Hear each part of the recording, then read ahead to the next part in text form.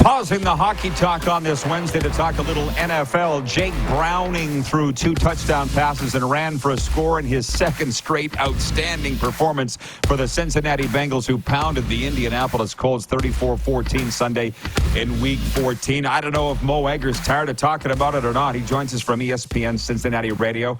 Hey, Mo, good to see you. What's on your mind? Something, I can tell. Well, I thought you were bringing me in to talk hockey. I guess there was miscommunication. I thought I was being brought in to talk hockey. What's the team So there? we'll talk The Jake Browning Cyclones?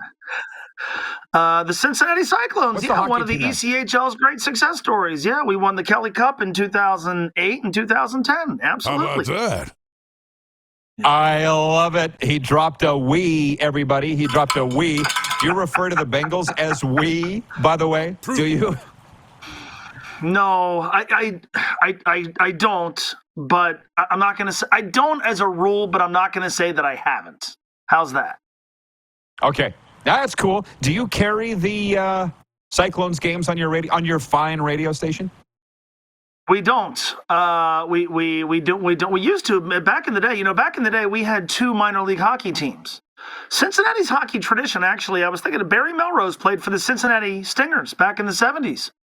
How about that? We go back to the early. Yeah, we had the Mohawks, we had the Stingers, but in the mid 2000s, we had 2 teams. We had the Cincinnati Mighty Ducks, obviously an Anaheim Mighty Ducks affiliate, and now we have the Cyclones. The Cyclones in the 90s, when they were an IHL team, were some of the most fun games to go to.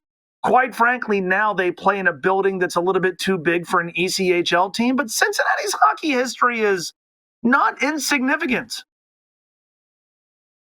Well, listen, bro. I brought you on just because we like talking to you. So I'm going to the big board right now. No, I'm serious. Mm-hmm. I'm going to the big board right now because I think my guy Dennis Sobchuk, some will believe, is the greatest Regina Pat ever. That's a hockey team. Okay. Was the Regina first $1 million Pat, player. Yeah, Cincinnati.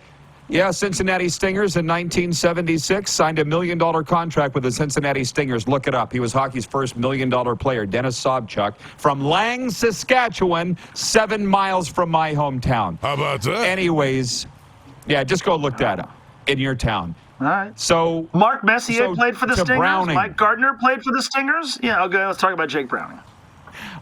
I get it. I keep getting him mistaken with Kurt Browning, an infamous figure skater of Olympic fame from Canada, but this Jake Browning is not that. Did you see this coming? No.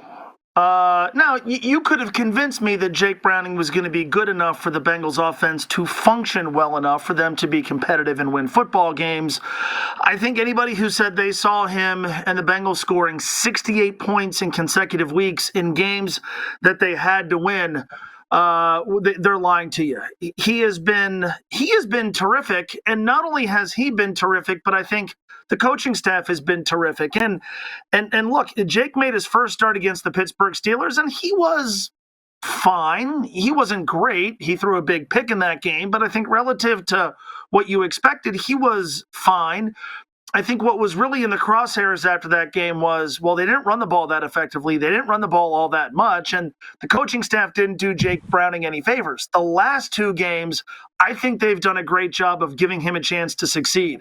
They have used the running game. Now, okay, every team wants to run the ball, but they've run it differently. They've used Chase Brown, a guy they drafted from Illinois last year, who didn't carry the ball at all against Pittsburgh. He's been featured the last 2 games, took a 54-yard screen pass to the house in the game against the Indianapolis Colts. We've seen more variety to their running game. They also, I think, against Jacksonville, if you watched that game last Monday, you saw a coaching staff that said to Jake, all right, we're going to throw some short passes, get you comfortable, and then over the final 3 quarters, we're going to let you unleash the football and throw it wherever you want and throw deep and make plays, and he did that. What they have done has been, I think, nothing short of miraculous. If you watched Jake's first start, when it felt like, God, this offense, it's going to operate at a phone booth and nobody's doing him any favors. After the Pittsburgh game, which was Jake's first start, everybody counted them out, and now here we are 2 games later. They're 7-6. Jake is playing well, and the slate in front of them involves 4 teams that either have backup quarterbacks bad quarterbacks, or in the case of Patrick Mahomes, crybaby quarterbacks. How about that? Oh, okay. Yeah. Well, you're an AFC guy, so clearly you don't like Mahomes, period. But, I mean, we had a lot of talk on this show. Probably yours did, too, over the call. I mean, I've been in football a long time. A lot of times there's a buffer window. Now, that's Canadian football where you get a yard off the ball. In the States, you don't. But clearly you think the right call was made and the Chiefs were just crying about it. Yes. Yeah, the right call was made. The Kadarius Toney lined up off sides. There's no subjectivity to this. This isn't roughing the passer or pass interference or even holding where you could, God, is that really pass interference? You either line up offside or you don't. Kadarius Toney did. And the argument that, you don't make that call at that stage in the game, that's not the job of an officiating crew. You hear this all the time in sports. The job of an official is to apply the correct rules, make the correct rulings, independent of who's playing or where in the game we are. The correct call was made. And look, I get Patrick Mahomes, who I don't dislike, but I get Patrick Mahomes in the immediate aftermath. Right after it happened, it's an emotional game. He's frustrated. He's upset. They've had some calls go against them that he had a legitimate beef about. I understand it there. But first of all, to be complaining to Josh Allen, what does he want Josh Allen to do? Okay, bro, you're right. What does he want him to do? And then for him to sound off after the game and sound like this bratty, aggrieved little toddler, I know he's walked back some stuff and he gets credit for that. But I thought that was a bad look for a guy who is one of the faces of this league. Well, Andy Reid said the NFL should be embarrassed by that call. Last I heard, I don't think he's been disciplined, i.e. fined for that. No. Will he, or does he get a pass because he's Andy Reid?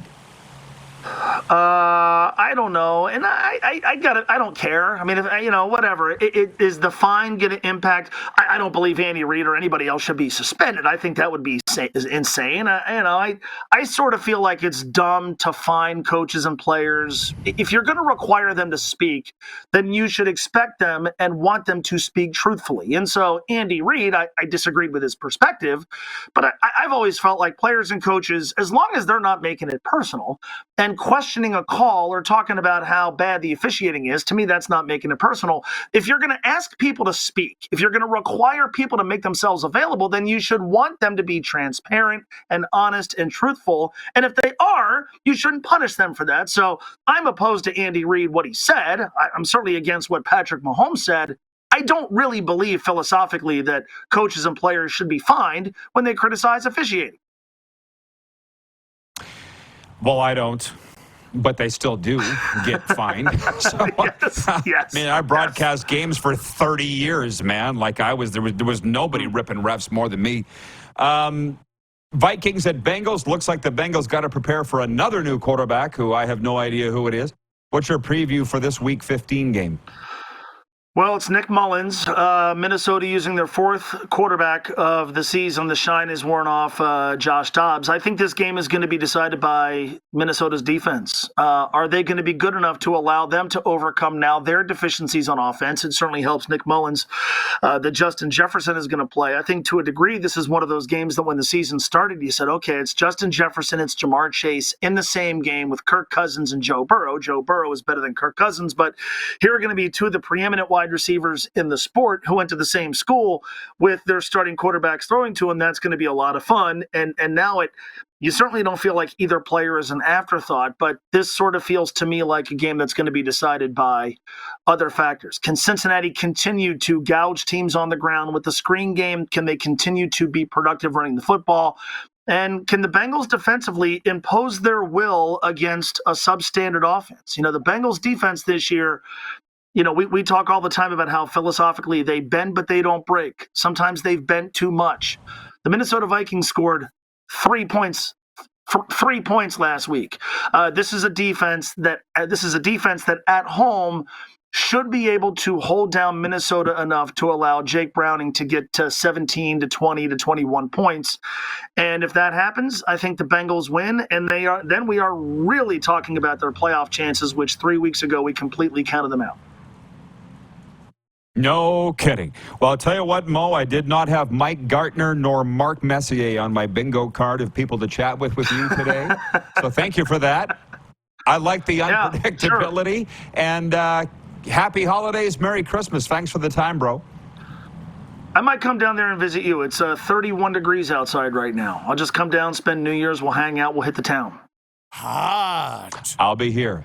I'll be here, Mo, waiting for you. Appreciate it. Sounds good.